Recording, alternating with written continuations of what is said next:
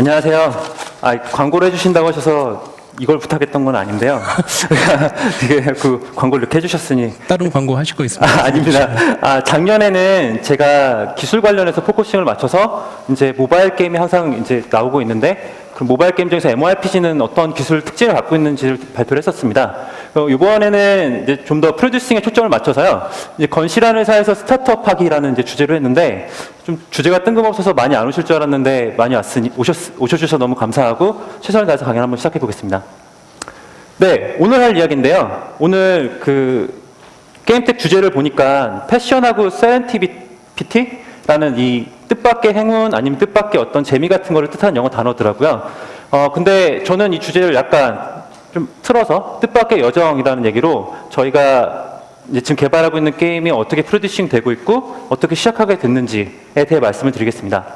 오늘 할 이야기는요. 첫 번째로는 선택에 대한 이야기, 두 번째는 설득에 대한 이야기, 세 번째는 집중에 대한 이야기, 네 번째는 개발 중입니다. 오늘 제가 전달드리고자 하는 거는요. 사실 어떤 교훈도 없습니다. 그냥 이렇게 해서 이렇게 했습니다라는 팩트를 그냥 말씀드리는 어떤 보고 같은 형태의 PT가 될 것 같습니다. 그 이유는 지금 개발 중이기도 하고요. 포스트 모템처럼 어떤 교훈 같은 것도 인사이트 아직 얻기에는 미흡한 시기이긴 한데요. 그래도 혹시나 이렇게 개발 도중에 뭐 겪었던 내용들을 말씀드리는 이 자체가 의미가 있지 않을까 해서 좀 생생하게, 좀 디테일하게 여러 가지들을 좀 준비해 봤습니다. 네, 작년에 제가 여기 게임텍에서 발표했던 건데요. 이름을 계속 안준수 PD라고 써놓으시더라고요. 제 이름 안준석이고요. 네, 그래서 이거 광고 말씀드렸던 거고요. 그때 주제는 장인의 손길은 서비스 프로파일링부터라는 말로 매듭을 졌었습니다. 서비스 프로파일링이란 건데 이게 비단 엔지니어링 쪽만 속하는 건 아닌 것 같고요. 저희가 게임 서비스를 하다 보면은 유저들의 동향도 보고, 예를 들면, 많이 KPI 수치 같은 것도 많이 보잖아요. 그런 것들을 통틀어서 좀 얘기가 되는 것 같아요. 그래서 그 얘기도 이제 뒷부분에 시작할 겁니다. 먼저 선택이라는 주제입니다. 아까 건실한 회사에서 스타트업 하기라는 거에 제목이 다 있는데요. 지금 저는 예전에는 그리에서 일했었고, 그리를 관둔 다음에 뭘 할까 생각을 했고, 게임을 그럼 계속 해야 되겠다. 그럼 어떻게 하지라는 질문에 빠졌던 사람이고요. 그 질문에서 답을 찾아서 골프존의 현세에 입사를 했고 골프존에서 게임 개발을 하고 있습니다.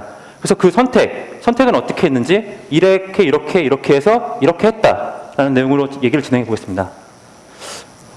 그냥 제가 생각하는 게임 제작 업의 비전입니다. 게임 제작은 다른 거에 비해서 뭐가 좋을까? 그런 거요.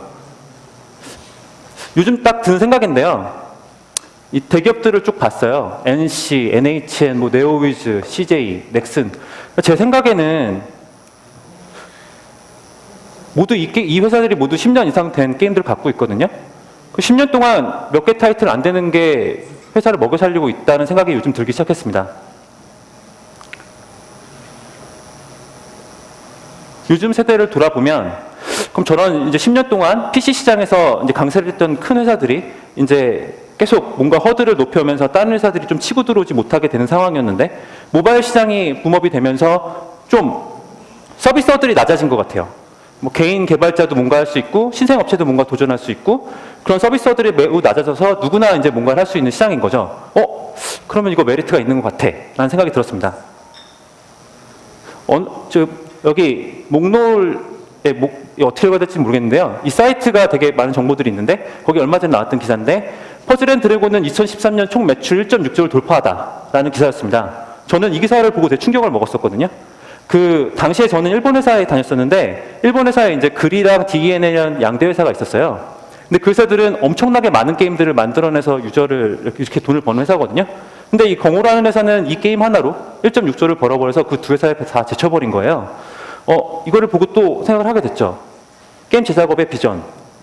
그럼 10년 동안 킬러 타이틀이 먹여 살리고 있었네? 콘텐츠 하나가 시장의 판도를 다시 뒤엎을 수 있는 시장이 왔구나 라는 판단을 했습니다. 그래서 어떻게 할 거지? 이런 생각을 하게 됐고요. 이게 전데요. 넥슨도 다녔고 네이버 다녔고 그류 다녔고 회사 다니다가 회사는 나왔고 어떻게 해야 되지? 금수저는 못 물고 태어났어요. 돈이 없네요. 그냥 직장인입니다. 근데 뭔가 게임업의 비전은 있고 게임을 계속 하고 싶어요. 그래서 그냥 저희들이 개발자들이 일반적으로 하는 네이버 SVN에다가 사람들 몇 명이서 프로타입을 열심히 일단 개발을 하죠. 근데 생각해보면 이건 또 개발자들의 강점인 것 같기도 합니다. 일단 시작할 수 있으니까요. 그리고 이렇게 문자를 날리게 됩니다. 이게 뭐냐면 되게 부끄러운 일인데요.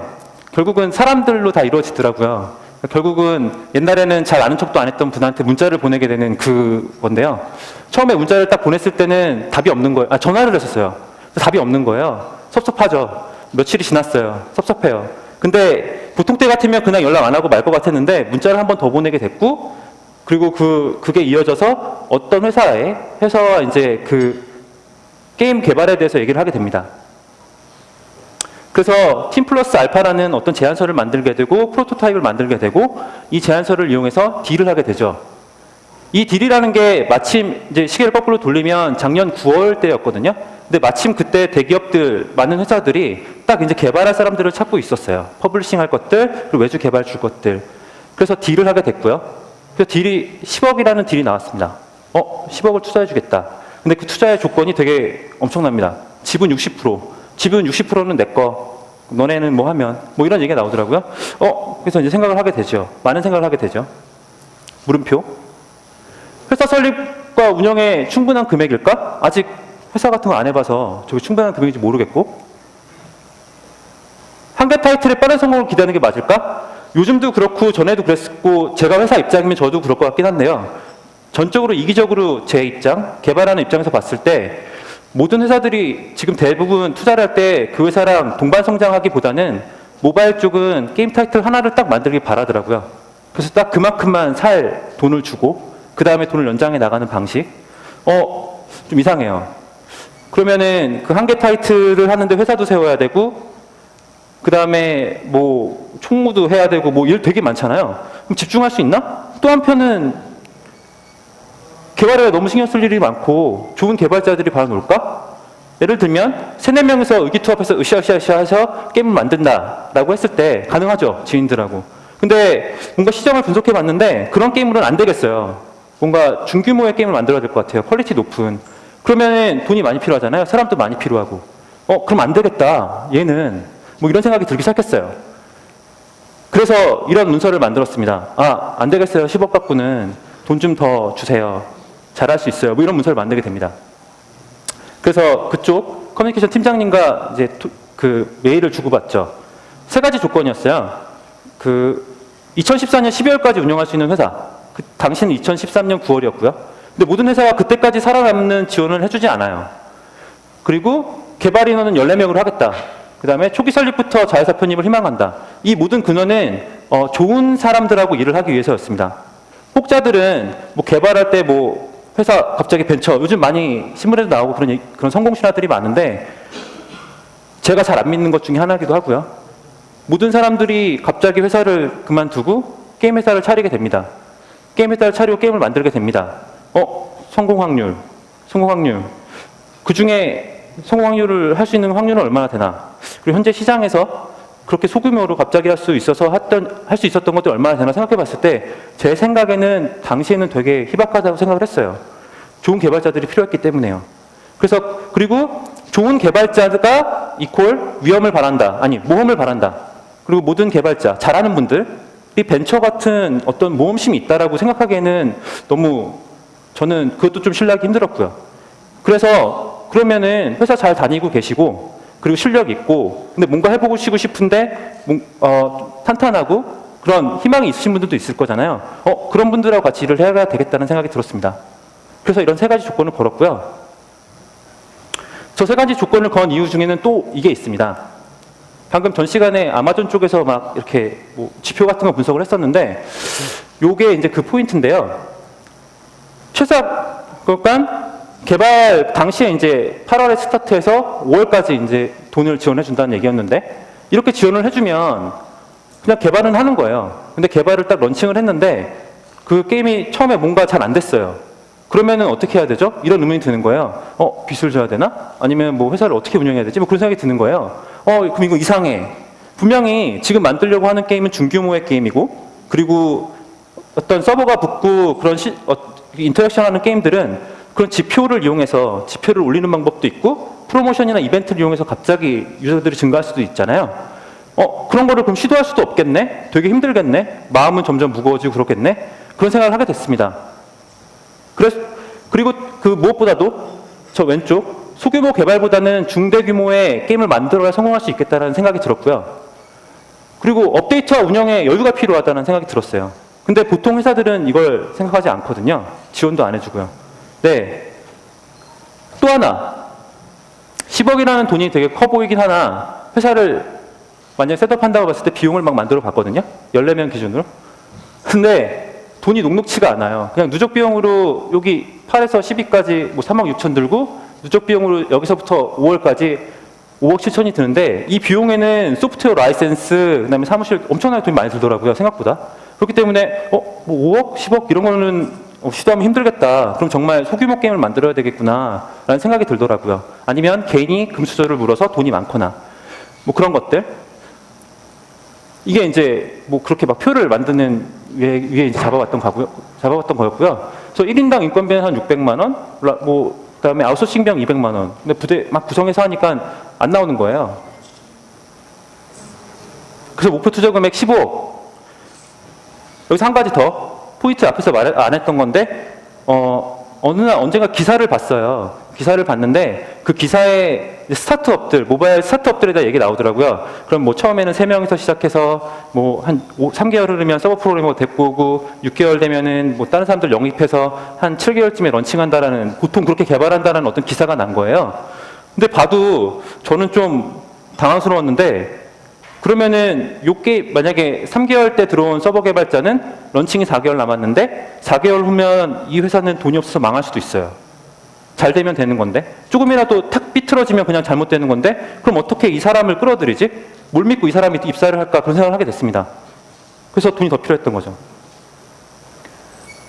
그래서 더 쓰고 더 벌기라는 타이틀을 달고 그쪽에 메일을 보내게 됐고요. 결렬됐습니다. 네, 그래서 그냥 안녕 인사했고요. 안녕 인사한 다음에 한 일이 그냥 메일을 주소를 알아내서 메일을 보내보는 거였습니다. 지금 저 김효보원 본부장님이라는 분이 골프존 엔터테인먼트라는 회사가 이제 시작을 하게 되는데 대표님이신데 골프존에서 모바일 사업을 한다는 얘기를 알게 됐고 그 다음에 그 이메일 주소를 알아내서 이메일을 보내게 되는 거죠. 그렇게 시도를 한번 해봤습니다. 근데 지금 제가 말씀드린 거에 3가지 과정이 있는데요. 첫 번째는 잘 친하지 않던 사람한테 문자를 보내봤고요. 두 번째는 아까 초기안에 프로토타입 만든 3명한테 같이 일을 하자고 얘기를 했고요. 그 다음번에는 아는 사람을 통해서 이메일 주소를 알아내서 이메일이라도 보낼 수 있는 기회가 온 거예요. 이 3가지 과정에서 느꼈던 거는 사람이 정말 중요하구나 그런 생각을 많이 했습니다. 작게라도 그런 생각을 했습니다. 그래서 이렇게 메일을 보내게 됐고 이런 제안서를 써서 한번 해보겠습니다라는 얘기를 했고요. 그렇다고 회사가 호락호락하지 않더라고요. 면접을 빡세게 봐서 면접을 받고 통과를 해서 오늘 이 발표까지 이어지는 개발을 진행하게 됐습니다. 그래서 이게 처음 문패라서 인상적으로 해서 갖고 왔고요. 처음에 저희 대우가 이랬습니다. 문패가 해서 종이로 그냥 붙여놨고요. 네, 이렇게 해서 개발을 시작하게 됩니다. 그래서 이제 선택을 했는데 이제 설득이라는 주제로 넘어가게 되는데요. 입사를 했더니만 저희 팀 그때 팀이 다 들어오는 건 아니었고 이제 제가 면접에 합격을 한 거였죠. 근데 내부에서 이제 개발 공모를 이렇게 했더라고요. 사내 공모 5명 규모로 모바일 게임 만들겠다. 근데 생각하는 게 달라요. 저는 MMORPG 개발할 건데요. 개발 전략 해야 되는데 그래서 이렇게 이제 시연을 하는 과정이 막 이게 나오게 됩니다. 이 골프존이라는 회사는 기존의 게임 회사가 아니었기 때문에 게임 개발을 전문적으로 하는 회사는 아니었기 때문에 좀 다른 회사보다는 인지도가 좀 떨어졌었고요. 그래서 이제 골프존 엔터테인먼트라는 회사로 이번에 게임 전문 회사로 분할하게 됩니다. 그래서 뭐 이런 일들이 있었는데요. 설득을 해야 되니까 그 설득을 하는 과정들에 대한 것들을 그냥 제가 가져와 봤습니다. 그냥 보시면 되고요. 제가 생각하기에 순위를 딱 봤더니만 시장 현황이 이렇더라고요. 롱런하는 게임들이 나타나기 시작했어요. 그리고 이때 마침 몬스터 길드리가 1등을 하고 있을 텐데요. RPG들 재미 요소를 다들 차용하고 있는 것 같아요. 뭐 윈드러너도 그렇고 뭐 다 RPG처럼 뭔가 성장하고 수집하는 것들이 막 들어가기 시작하더라고요. 막 그렇고, 모두의 마블은 보니까는 서버가 붙어 있네? 실시간 서버가? 이거 뭐야? 막 이런 생각도 하게 되고요. 그리고 누가 그랬던가, 모바일 게임은 3개월 PLC를 갖고 있다. 저 그 얘기 되게 많이 들었거든요. 근데 요즘 순위표 보면은 되게 오래된 게임들 되게 많아요. 아직 다, 여기 얘도 있고, 얘도 있고, 예, 뭐 마구마구도 있고, 애니팡도 있고, 다 있잖아요. 쿠키런도 있고요. 그런 상황인 거예요. 그리고 순위를 보니까, CJ랑 위메이드 뭐 이렇게 원래 그러니까 시장을 먹은 회사들 이외에 이렇게 신생 업체들이 치고 들어가기 너무 힘든 거예요. 되게 어려운 시장이 됐구나라는 생각을 하게 됐어요. 그러면 시장에서 어떻게 성공할 수 있을까? 어떤 제품을 만들어서 어떻게 돈을 많이 벌 것인가? 결국 이게 설득 포인트가 돼야 되는 거고 제 자신한테도 이게 납득이 되는 상황이었습니다. 그래서 저 이렇게 했습니다. 생각을 해보니 빨간색이 캐주얼 게임, 파란색이 MMORPG, RPG류, MMORPG, MMORPG류라고 생각했을 때 생각해보니까 시장에 마침 MMORPG는 없네, MRPG도 없고 생각해보니 지금 나오는 미드코어 RPG로 말고요. 이거는 PC에서 하던 그런 MMORPG와 MMORPG를 말하는 거고요. 기간하고 비용하고 인력이 MMORPG는 많이 들어서 그렇구나. 보통 회사들의 인식은 모바일 게임을 싸게 여러 개 만드는 걸로 생각하고 있을 테니까. 근데 그거 아닌 것 같고 MMORPG랑 MMORPG를 만들어야 되겠고 설득 포인트는 기간하고 비용하고 인력을 줄여야 되겠네. 여기에 효과적인 게임을 만들어야 되겠네. 뭐 이런 생각을 하게 됩니다. 그래서 이걸 설득 포인트로 얘기를 하게 되죠. 그래서 이때 이 얘기를 하면서 꾸리게 되는 스튜디오의 색깔은 세 가지로 구분됩니다. 세 가지로 아이덴티티를 정하게 되는데요. 첫 번째, 3D 비주얼. 두 번째, 스타일리시 액션. 세 번째, 실시간 멀티플레이. 이 세 가지가 저희가 만드는 모든 게임에 이 세 가지를 구현하겠다라는 걸 찍고 시작을 하게 됩니다. 여기다 플러스 알파, 뭐 세계관이라든가 각가지. 그럼 이걸 찍고 이제 시작을 하게 되는데 동영상 하나 짧게 보시죠. 네.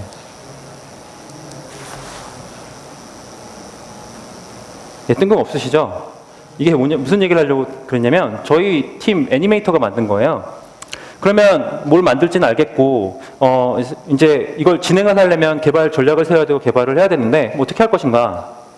제일 중요한 게 사람이더라고요. 이런 예쁘고 잘생긴 사람은 없지만 일단 멀티플레이어들로 사람들을 구성을 했습니다. 프로그램하는 애니메이터, 엔진 관련 책 쓰는 모델러, 모델링하는 원화가, 그냥 기술 경계 없어서 뭐 서버도 하고 클라이언트도 하고 그런 개발자들. 그럼 멀티플레이어들이다. 멀티플레이어들을 모아야 돼. 모바일 게임. 그리고 사람도 적고 MMORPG 만들어야 되려면. 그래야 할 수 있을 것 같고.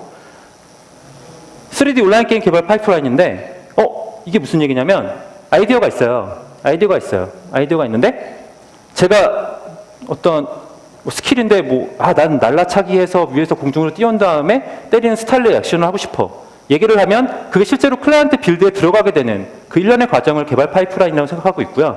이 방법이 바로 노하우가 되는 거고 이것들을 잘 만들어내면 이런 것들을 하고 있을 수 있을 것 같더라고요. 한번 만들어 놓으면 트렌드를 빨리 잡을 수 있게 개발 파이프라인 위에서 그러면 모바일 트렌드가 바뀔 때마다 MMORPG 만약에 파이프라인을 만들어 놓으면 좀 더 잘할 수 있겠구나. 그런 개발 노하우를 축적해야 되겠다라는 생각을 했고 이 개발 노하우를 축적하기 위해서 여러 가지 것들을 시도하게 됩니다. 반복적으로 개발도 했다가 빌드도 여러 번 뭐 사람들끼리 리뷰도 했다가 그 얘기들은 뒤에 말씀드릴게요. 그래서 개발 파이프라인이라는 걸 정말 공고기 처음부터 만들어 가야 되겠네. 근데 결국 이건 사람이 하는 거였구나라는 생각이 나중에 들긴 했고요. 물음표예요. 이걸 경영진한테 얘기해야 되는데 그리고 저 자신도 납득해야 되고 그리고 같이 조인한 저희 팀원들한테도 납득을 시켜야 되고 뭐 제작 기간이랑 비용 인력을 최소화할 수 있겠다. 마치 그런 느낌이잖아요. 저기 골대가 있으니 저기 골을 넣겠습니다라는 얘기가 똑같거든요. 그럼 이거 어떻게 이걸 설득할 수 있지? 두 번째는 현재 인력들의 역량과 팀워크는 어느 정도일까? 뭐 원화가 모델링하고 엔진 만지는 모델러, 프로그램하는 애니메이터 그랬는데 현재 인력들이 정말 그렇게 잘할까? 아니면 정말 어느 정도 할까? 그리고 개발 파이프라인은 어떤 형태로 만들어야 되나? 뭐 이런 생각들을 하게 되더라고요. 근데 제가 제일 좋아하는 말이 있는데요. 앞으로도 좀 많이 쓸 것 같고 고빈다 라잔이라는 사람이 있는데 이런 얘기를 하더라고요. 혁신 프로젝트의 초기 계획은 추측으로 채워진다. 최고의 초기 계획을 짠 회사가 아니라 가장 빨리 배우는 회사가 승리한다. 라는 거예요. 그래, 일단 하자. 그리고 개발 계획 갖고 이렇게 막 잡고 있을 수는 없잖아요. 그래서 한번 해봤습니다. 최대 개발 속도는 얼마나 될까? 개발 속도를 알아야 되는 거고 그리고 이 개발 속도를 기반으로 플랜을 짜는 게 맞는 것 같았어요. 그래서 8명이서 2주간 진행을 했고요. 팀빌딩과 결합된 어떤 프로젝트를 하게 됩니다. 그래서 리듬이라고 이름을 잡은 프로젝트를 진행하게 되고요. 보여주기가 아니라 실제 개발 파이프라인을 한번 만들어보자 라는 얘기로 시작하게 됩니다. 그래서 이런 컨티를 잡았고요. 네. 뭐 계단을 이렇게 올라가서 저렇게 다리를 부시면 네, 뭐 게임이 끝난 한 플로어를 만들어 보자. 근데 이거는 서버도 붙고 클라이언트도 붙고 3D 비주얼 다 해가지고 한번 한 셋을 만들어 보자라는 게 시도였고요. 원하는 이런 거 그래서 만들게 됩니다.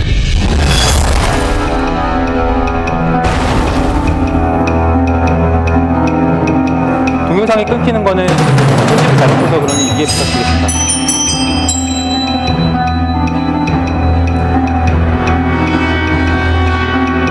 잘 보이려고 이렇게 이름도 넣었어요. 편집하는 거고요.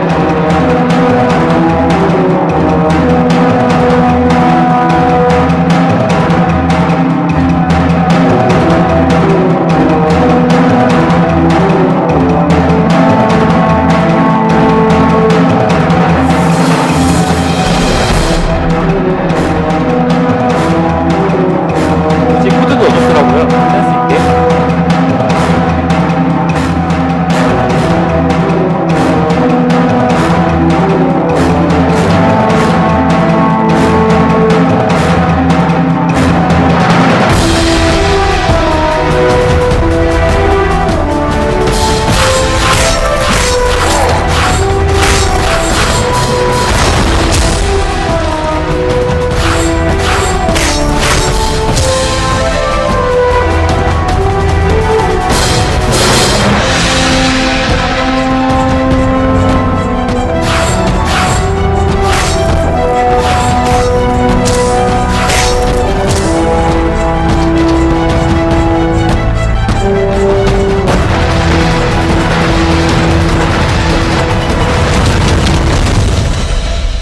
네, 순전히 대표님한테 PT하기 위해서 만든 건데요.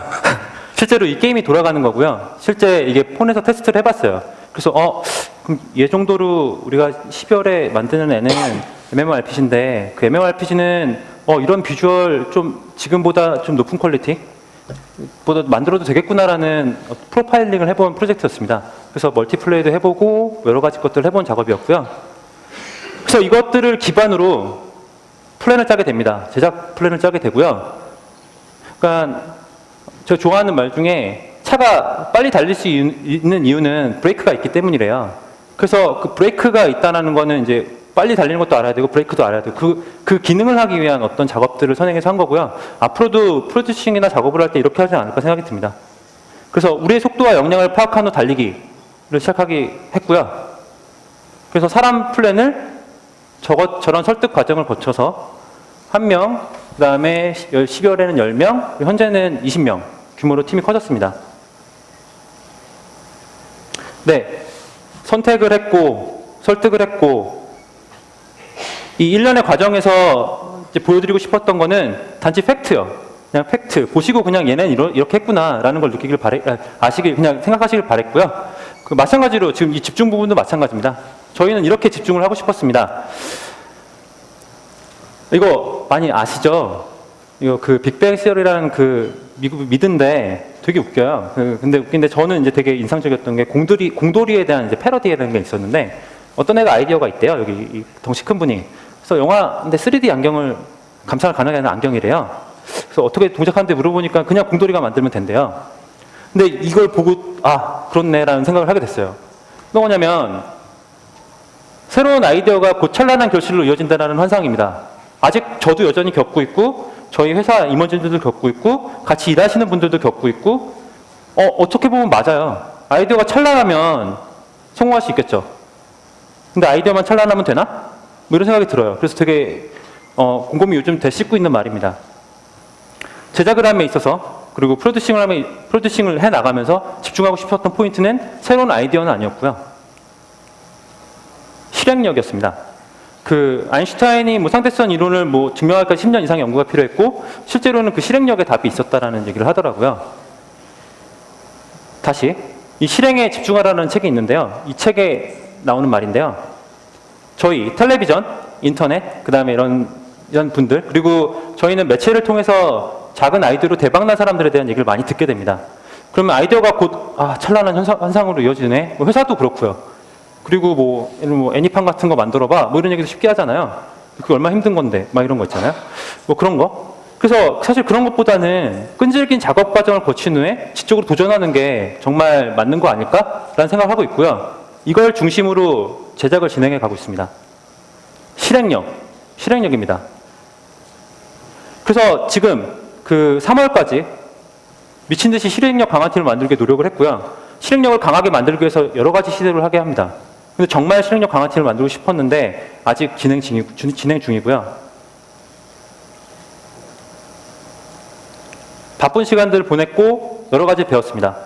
뭐 이렇게 이건 저희가 벽에 그냥 붙인 거고요. 여러 가지 툴들을 쓰고 있는데 사람들이 안 봐서 결국 벽에 붙이게 되더라고요.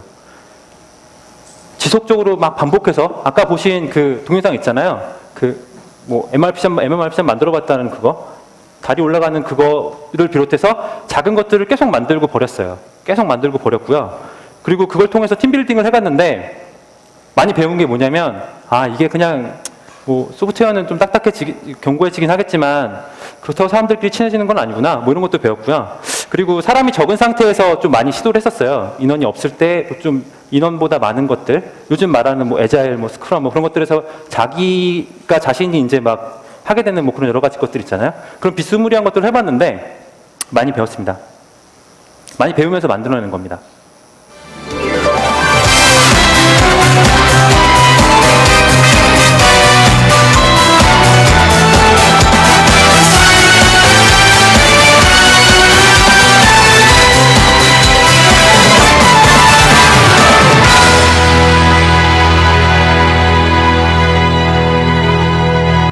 네, 이것도 보여드리려고 플레이를 좀 해왔고요. 그 게임 동영상에서 약간 편집을 한 거고, 플레이 동영상에서. 이걸 만들기 위해서 결국은 앞에 것도 하고 계속 이제 반복해서 해왔습니다. 그래서 이제 이런 형태의 이 프로젝트가 나왔고, 이 프로젝트를 집중해서 하고 있는 상황인데요. 이걸 하면서 아까 느꼈던 거, 특히, 빨리 뭔가 했어요. 뭔가 빨리빨리 했는데, 빨리 하려면 이제 혼자 가래요. 아이유랑 가면 더 좋나요? 뭐 이런 거 있고. 근데 멀리 가려면 함께 가래요.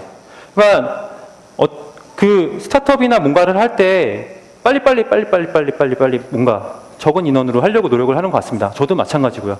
그러니까, 근데 그러다 보니 실제로 인원이 많아졌을 때 일에 대한 진행에 대한 방법, 그리고 사람들에 대한 지침, 아니면 반복 개발했을 때 힘든 점, 이런 것들이 많이 간과되고 있었고, 저도 마찬가지로 간과하고 있었고요. 그래서 실행력을 높이는 건 좋다. 그러면 이제 좀 개선해야 되지 않을까라는 생각을 했고 집중하는 포인트를 변경하게 됩니다. 빠르게 만든다라는 포인트부터 먼저 좀 생각을 해보게 됐습니다. 빠르게 만들면 뭐가 좋지? 빠르게 만든다. 빨리 만든다와 시장에 성공 있는 작품을 만든다? 정말 뭐 남을 만한 재밌는 게임을 만든다? 그러니까 동치가 아닌 것 같고요. 그리고 그렇게 만들다 보면 사람들이 많이 지치게 되더라고요. 그래서 빠르게 만드는 거 말고 잘 만드는 게 정말 중요하겠구나. 뭐 이런 생각을 하게 됐습니다. 멀티플레이어. 제가 아까 멀티플레이어들이 참 있어서 좋았어요. 그리고 멀티플레이어들로 사람을 구성하니까는 뭐 이렇게 막 좋았어요. 얘기를 드렸는데 이게 또 다른 포인트가 있더라고요. 멀티플레이어들이 지쳐요. 지치고 실제로 멀티플레이어라고 하나 자기가 잘하는 건 하나씩 있잖아요. 그 잘하는 거를 해줄 시간을 배려해야 되겠구나라는 생각이 들었습니다. 그러니까 어느 시점에서는 초반에 막 프로토타이핑 하거나 이럴 때는 멀티플레이어들이 힘을 발휘해서 빨리 개발되게 되나 그 빠르게 개발하는 것 말고 정말 잘 만들거나 탄탄하게 만들기 위한 시간이 필요할 때는 이분들한테 일을 집중할 수 있는 시간을 줘야 되겠다라는 생각이 들어서 그렇게 제작 방식을 변경하려고 하고 있고요. 스타트업병인데요. 비록 골프존에 들어오긴 했으나 마음가짐은 스타트업처럼 들어왔었거든요. 사람들도 이렇게 모으고 그러다 보니까 요즘 이게 유행하는 말인데 회사를 만약에 차리거나 다 이런 게 있대요. 좋은 사람이 돼야 되겠다. 회사 복지는 극강으로 되게 잘해줘야 되겠다. 사람들 하나하나 신경 쓰면서 다 케어하고 뭔가 완벽한 프로세스를 만들어야 되겠다. 이런 유혹들과 그런 게 많대요. 저도 좀 그런 거에 빠졌었거든요. 좋은 사람이 돼야 되는 거가 맞고 사람들이 다 만족하는 개발을 해야 되겠구나라는 생각을 했었는데 이게 생각보다 쉽지가 않더라고요. 그래서 결국은 포인트는 좋은 결정을 하자라는 포인트로 방향을 바꾸게 됐습니다. 그래서 그런 것도 이제 합친 어떤 현재의 플랜을 짜게 됐고요. 현재 플랜은 크게 조직력과 지적 도전, 아까 실행력이 최고다 그런 책에서 나온 것처럼 그 조직력을 좀 더 갖춰야 되겠다. 예를 들면 스타트업이다 보면 수평 문화라는 것들 많이 오게 되는데요. 저희도 물론 수평 문화고요. 지금도 수평 문화고요. 그럼 수평 문화가 과연 무엇인가? 의사결정할 때 수평 문화? 뭐 수평 문화라는 정의가 되게 다양하게 있잖아요. 그런 것도 이슈가 있어요. 근데 그런 거를 잘못하면 조직력이 깨지는 것 같고, 그 다음에 지적 도전. 게임에 이제 밑에 탄탄한 건 쌓은 것 같고 거기에 재미를 좀 넣어야 되겠다. 이제 실행력이 웬만큼 된 것 같으니 이런 생각을 하게 돼서 현재부터는 좀 방향을 바꿨고요. 그래서 이렇게 하게 됐습니다. 업무, 조직, 수평 문화, 의도 이 네 가지를 중점적으로 프로듀싱을 진행하게 됩니다. 일단 업무적인 건데요. 현재 저희는 개발 중이고 개발 중에서 피처들은 좀 나온 상태고요. 그 상태에서 보니 이 80대 20이라는 얘기가 계속 떠오르더라고요. 게임을 만들다 보면 뭐 MMORPG면은 방 들어가서 싸우고 아이템 먹고 막 기본적인 어떤 한 사이클을 만드는 거는 그러니까 80이라고 한다면 거기에 재미를 넣는 과정이 20인데 이 20을 넣는 게 이 80을 만든 거에 배의 시간이 들어간다고 생각을 해요. 그리고 지금 저희도 그러고 있고요. 그래서 이건 정말 시간이 필요하구나. 그냥 빠르게 해서 된 일은 아니다. 라는 판단을 하게 됐고요. 그래서 정말 이 20이 중요하다라는 것에 초점을 맞추고 있습니다. 조직. 그러니까 저희 조직은 아까 수평 문화 그런 인식이 머릿속에 박혀 있었고 사람들끼리는 이렇게 평등해야 되라는 생각이 있어서 조직장들이 없었어요. 근데 안 되겠더라고요. 조직장이 없으니까는 조직력이 떨어지고요. 개발의 책임이라든가 여러 가지 것들, 이슈가 생겼을 때 어떻게 해야 될지 모르는 그런 것도 생기더라고요. 그래서 결국은 일반 회사처럼 팀장들이 생기게 되고 파트장들이 생기게 되고 팀이 나눠지게 됐어요. 사실 원했던 그림은 이게 아니었거든요. 초기 개발 때는. 근데 이렇게 됐고요. 이러면서 수평 문화에 대한 걸 재정의하게 됩니다. 그러면 우리는 개발함에 있어서 수평 문화를 뭘로 할 건지 뭐가 수평 문화야? 예를 들면 옆에 있는 사람한테 뭐 반말하는 게 수평 문화야? 그건 아니고. 그러면 뭐 내가 하고 싶은 거 막 말하고 내가 만든 거 내가 마음대로 만드는 게 수평 문화야? 이것도 아닌 것 같고. 그래서 그냥 이렇게 생각을 했습니다. 두 분이 여기 세 분이 계신데요. 저희 팀 막내들이고요. 저희 AD예요. 그러면은 보통 때는 이제 보통 회사가 이렇게 팀장이 생기게 되면 얘기를 하기가 되게 힘들어지잖아요. 이분이 이제 팀장이 된 건데 힘들어지게 되는데 저희는 룰은 분명하게 만들고 싶은 수평 문화 현재 추구하는 수평 문화는 막내들이 팀장이나 직책자들한테 가서 이거 이상해요. 그리고 이건 좀 바꿔야 될 것 같아요. 라고 의견 개진을 잘할 수 있는 수준까지를 수평 문화로 정의하게 됩니다. 그래서 지금 그렇게 운영을 할 생각이고요. 그래서 이때 말을 할 때 그림 별로예요 라고 그냥 말하는 거 말고 밑에 이건 X, 제 취향이 아니에요는 O인데 이게 좀 웃긴데 취향이라는 것도 이유로 봐주겠다. 근데 얘기를 할 때 뭔가 이유를 반드시 얘기해라 라는 걸로 방향을 잡고 있습니다. 이게 수평 문화가 아닐까 생각하고 있고요. 그 다음에 조직력하고 좀 개발을 탄력을 붙이기 위해서 의도와 전달과 파악이라는 이런 네 가지 좀 쉬운 말로 풀었어요. 네 가지를요. 그래서 이 네 가지인데 김연아라는 게 있습니다. 김연아 이번 우리 게임에 김연아 넣어볼까? 그러면 어떻게 이제 그림을 그려보지? 딱 했는데 이렇게 해왔어요. 이런 사진을 구해왔어요. 근데 이거 말고 내가 원했던 건 이거야 라고 이제 얘기를 하는 것들이 결국 일할 때 막 빈번하게 생기게 되잖아요. 이런 것들을 얘기를 할 때 그러면 너 기획서에는 네가 기획서에 써있는 걸로 그대로 갖고 왔어. 네 그림에는 이렇게 그려져 있던데? 이렇게 얘기를 하게 되잖아요. 서로요. 이런 것들을 좀 줄이는 게 바로 이 의도를 서로 파악하고 서로 합을 맞추고 그리고 그런 것들이 아닐까 싶습니다. 아까 개발 파이프라인이라는 얘기를 했는데요. 처음에는 그 개발 파이프라인이라는 거에 되게 기계적으로 접근을 했어요. 그래. 유명한 개발 방법론, 좋은 도구, 그 다음에 빡센 매니지먼트를 하면 개발 파이프라인이 생기겠지. 기술도 막 발전시키고 막 넣고 하다 보면. 근데 뭐 예를 들면 지금 저희 팀에 구글이 하는 개발 파이프라인 아니면 뭐 NC나 NHN에서 하는 개발 파이프라인을 가져와서 팀을 운영하게 되면 그게 될까? 절대 아니더라고요. 왜 그러냐면 거기서 제일 간과하기 쉬운 요소가 사람이라는 요소더라고요. 사람이 다른데 어떻게 동일한 개발 파이프라인, 개발 방법을 쓸 수 있지? 이런 생각이 들더라고요. 그래서 이 4번이라는 이 요소가 되게 중요하게 와닿고 있습니다. 결국은 사람들끼리는 일을 하는데 시간이 필요하고 그래서 빨리 개발하면 안 되는 거고 너무 빨리 개발하면 안 되는 거고 그 시간을 이제 반복적으로 하면서 서로 이제 맞춰가는 건데 그 맞춰가면서 결국 얻게 되는 거는 상대방의 의도를 파악하게 되는 것이라고 판단했고요.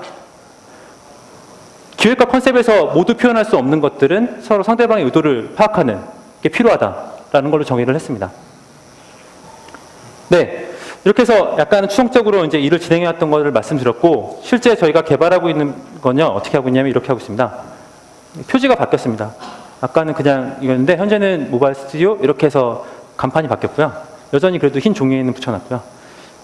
그리고 이건 예전 모습, 이렇게 됐고, 이 벽에 이렇게 잔뜩 붙여놨는데, 포스트잇도 많이 붙이는데, 포스트잇 갖고 잘 안 보더라고요. 그래서 여기 벽에 이렇게 아예 대놓고 붙이게 됐고요. 요즘 아는 사실인데 개발할 때 이렇게 하니까는 포스트잇 그다음에 그것들을 사람들은 참 좋다, 지각하기 좋다라고 하는데 혹 어떤 사람들은 그게 스트레스로 다가올 수도 있더라고요. 왜 그러냐면 이것들이 안 떨어지거든요.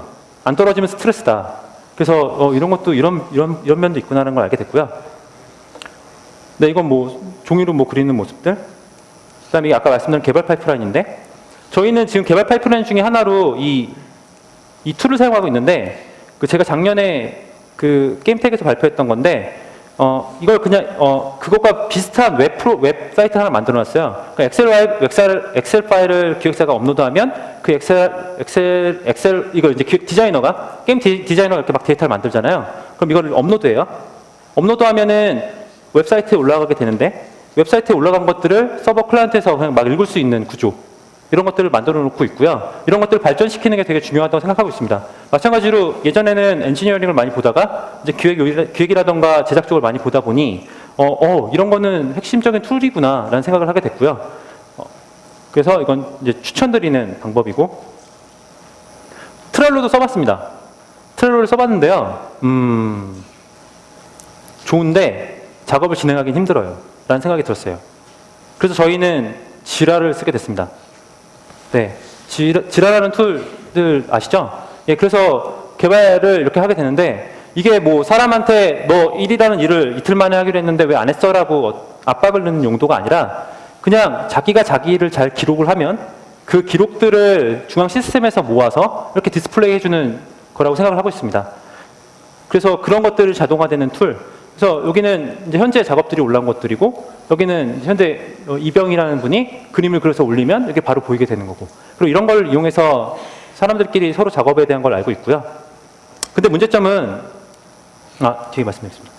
그리고 이거는 이제 아까 같이 자기가 자기 일만 잘 기록을 하면 전체적으로 이제 스튜디오의 퍼포먼스를 나타내는 것들을 알 수 있고요. 그래서 지금 작업이 이렇게 쌓였구나. 근데 그래서 스프린트를 2개로 나눠서 했는데 여기서 갑자기 벌어지게 돼요. 이 벌어진 걸 보고선 일이 안 줄고 막 벌어지고 있네. 그리고 더 오래 걸렸어. 막 이런 걸 보게 되면 이번에는 시간이 많이 드는 엔지니어링 작업이 많아서 이렇게 됐구나. 이런 것들을 파악하게 되는 거죠. 그리고 이거는 아까 지라라는 툴에서 마찬가지로 되는 건데 요즘 말하는 에자일, 스크럼이라고 얘기하는 그런 건데 저희는 그걸 강력하게 하고 싶지는 않고요. 필요한 만큼만 가져다 쓰고 있는데 이거는 작업들을 스토리 등록해가지고 처리하는 그 과정을 나타낸 거고요. 근데 이거의 이슈들은 모든 개발, 요즘 나오는 스크럼이나 그런 것들, 제 생각에는 스크럼이나 그런 것들의 본질은 쉴 새 없이 일을 해야 되는 구조를 만들더라고요. 느끼실 거예요. 그것도 내가 자신으로 이 말을 뱉어서 이걸 다 사람들이 눈치를 챘어요. 그래서 이제 이렇게 안 하려고 하고 있고요. 그래서 사람들한테 어떻게 보면 자기 희생을 좀 강조하는 그런 개발 방법론이 아닐까 하는 생각이 많이 들고 있습니다. 근데 어쩔 수 없을 땐 해야 될 것 같고 그래서 쉴 새 없이 일해야 되는 매니지먼트가 참 좋은 그런 건데 눈치를 챘다. 이거는 젠킨스라고 많이 쓰실 건데 빌드를 좀 많이 걸고 있어요. 근데 지금 저희가 겪고 있는 문제이기도 한데 이제 사업부도 있고 설득해야 될 사람들이 많잖아요. 우리 게임 이렇게 만들고 있습니다라고 매번 보여줘야 되고 그렇게 해서 이 데일리 빌드를 만들어 놨어요. 그리고 매주 빌드를 사업부에 보여주고 임원진한테 보여주고 우리 이만큼 만들었어요를 하고 있거든요. 근데 너무 힘들어요. 그럼 이렇게 만들어놔서 빌드는 백발이 나오는데 예를 들면 어떤 프로그래밍 작업이 있어서 칼질은 그대로인데 이 칼질이 맨날 똑같이 보이니까 너네는 지금 뭐 만들고 있냐는 인식을 줄 수가 있고 다 만들지 않았는데 재미없다는 얘기하고 있고 그런 얘기들이 많지만 일단 저희는 이 방법으로 빌드를 많이 만들어내는 일을 하고 있습니다. 매번 만들지만, 그래서 공개 여부, 그러니까 리포팅 여부는 좀 조절을 해야 될 필요가 있지 않을까? 그런 생각을 하고 있습니다. 그 다음에 저희가 유클라우드 많이 쓰실 텐데요. 유클라우드에서 지금 테스트 서버들을 만들어서 아무래도 모바일이다 보니까 3G도 테스트해야 되고 LTE도 테스트해야 되고, 그래서 외부에 서버를 둬야 될 필요가 있어서 클라우드를 사용하고 있고요. 그다음 이거는 배포 사이트인데요. 그 퍼블릭하고 프라이빗 배포 사이트를 운영해서 이제 하고 있다. 이런 것들도 구축해 놓으면 좋으실 것 같다는 생각이 듭니다. 근데 보안 이슈는 여전히 걸리고 APK가 나갈 것 같기도 하고 그렇습니다. 네, 이제 마무리입니다. 지금까지 선택, 설득, 집중, 그다음 개발 중에 어떻게 하고 있냐를 말씀드렸고요. 그냥 보고같이 여러분한테 보고 드린 거라고 생각하시면 될 것 같고요. 그 보고에 대한 판단은 이제 해주시면 될 것 같고, 마무리인데요. 제가 작년에 발표했던 발표 자료 뒷부분입니다. 그때는 전적으로 엔지니어링에 포커싱해서 발표를 했었고요. 수학적 bin화법 얘기를 했어요. 네, 이게 그냥 도미노처럼 차례대로 쓰러지는 도미노처럼 앞에 거에 뒤에 거의 결과로 이어지고, 이래서 이제 뒤에 결과를 예측하는 거잖아요. 경험에 의한 것들인데, 그 당시에 제가 발표했던 자료는 이렇습니다. 당시에 이제 MMORPG를 만드는데 인던 있잖아요. 이때도 MMORPG 만들었거든요. 막 싸우는 전투를 하나 만들었어요. 이걸 하나 만들면은, 버그 없이 완벽히 만들면은, 그러면은 이제 인던 개수만 늘리고 이렇게 분산만 잘 하면은 이제 막 1000개씩 막 인던 많이 한 거를 해결할 수 있겠다라고 싶었어요. 그때 엔지니어링 이슈요. 근데 이번에 똑같아요. 1명, 10명, 20명. 그 스케일을 늘려가면서 팀 조직이 커지게 되고, 그거에 따라서 이제 개발 방법론도 그럼 요때 5명일 땐 이랬으니까 뭐 똑같겠지. 10명, 10명, 20명? 똑같은 잣대를 들이대고 프로듀싱을 했어요. 근데 그게 아니라는 게 깨달아지더라고요. 스케일 문제. 이것도 작년에 발표했던 건데요. 크기가 커지는 이슈는 이론과 계산은 예측할 수 없더라고요. 되게 안타깝죠. 예. 전에 엔지니어링에 관련된 것도 그렇고, 요즘에 얻는 교훈도 그렇습니다. 이게 비단 프로듀싱뿐만 아니라 서비스를 런칭하게 되면 콘텐츠가 늘어나고 어떤 요소들이 막 더 붙을 거잖아요. 그리고 개발 기간이 길어지는 것 자체도 스케일이 커진다고 생각을 하는데, 그랬을 경우에 예측할 수 있는 방법이 너무 없는 거예요. 그래서 결국은 제대로 그 상황들을 주의 깊게 프로파일링이라고 표현하는 걸로 계속 지켜보면서 일을 진행해야 되겠구나 라는 생각이 들었습니다. 결론은 또 똑같네? 이런 생각이, 발표 결론은 똑같게 되네요. 그래서 요거 아까 말씀드렸던 스케일이 커지니까 80까지 했는데 20이 남았는데 80 했을 때 한 달 걸렸으니까 20 할 때는 더 빨리 끝나겠네라고 생각하면 안 된다는 거죠. 그리고 빌드 리뷰는 그래, 이제 초반에는 딴 사람들이 빨리빨리 보고 인지를 하고 우리의 목표를 알 수 있으니까 좋아. 근데 개발 후반기로 가면 갈수록, 그리고 점점 요소가 많이 붙을수록 다른 위험성이 많네? 이런 생각을 하게 되고요. 스케일 문제. 그래서 중간중간 모니터링하고 사람들의 의도, 여러 가지 것들을 봐야 될 필요성이 있구나 라고 생각하고 있습니다. 마지막으로 무서운 말인데요. 운칠기삼이라는 얘기인데요. 이게 삼성의 그 이병철 회장님이 제일 좋아하는 말이라고 하더라고요. 운이 7, 그 다음에 기가 3, 어떤 기반이 되는 그런 게 3. 운빨이 최고다라고 사람들이 해석을 하더라고요. 특히 모바일 쪽 게임, 그리고 게임 시장에서 콘텐츠를 만들 때 잘 모르겠어. 시점, 운빨만 있으면 돼. 그래서 사업에서는 이렇게 진행을 하려고 하죠. 100개 중에 하나나 2개만 성공하면 돼. 아니면 10개 중에 하나나 2개만 성공하면 돼. 그러면 10개를 가져오자. 이런 전략을 쓰게 되죠. 이게 맞는 말인가? 계속 되뇌이게 됩니다. 아까 말씀드렸듯이 저는 이 3이 중요하다고 생각하거든요. 3. 자신감이란 말을 뜬금없이 할게요. 운이 7이에요. 그리고 너네 실력은 3이래. 우리가 암만 잘해도 7을 이길 수 없어. 그러면 어떤 걸로 해야 되지? 그래, 방법은 자신감밖에 없다. 자신감 갖고 그냥 해야 되는 거 아니야? 라는 생각이 들더라고요. 예측할 수 없고 시장은 되게 어렵고 우리는 알 수가 없습니다. 이럴 때 우리는 어떻게 해야 되나? 이제 팀에서 얘기를 하게 됐고요. 결국은 이런 멋진 안창호 선생님의 말을 찾아내게 되고요. 안창호 선생님이 그러셨대요. 기회를 기다리고 있지만 기회는 사람에게 잡히지 않는 법이다. 기회를 기다리는 사람이 되기 전에 기회를 얻을 수 있는 실력을 갖춰야 된다. 이래서 실행력이라는 게 저희 스튜디오의 제일 제일 중요한 얘기가 되게 됐습니다. 그래, 일단 자신감 갖고 3 준비하고 7, 그 운이라는 7은 올 거라고 생각하고 하자라고 지금 진행하고 있습니다. 네, 이렇게 현재 저희 스튜디오 프로듀싱 현황을 보고 드렸고요. 다음번에 만약에 또 기회가 주어진다면 이제 이렇게 만들었는데 결과가 어떻게 나왔는지 보고 들을 수 있는 그런 발표를 할 수 있으면 좋겠네요. 네, 감사합니다. 곧 시장에서 인사드리겠습니다.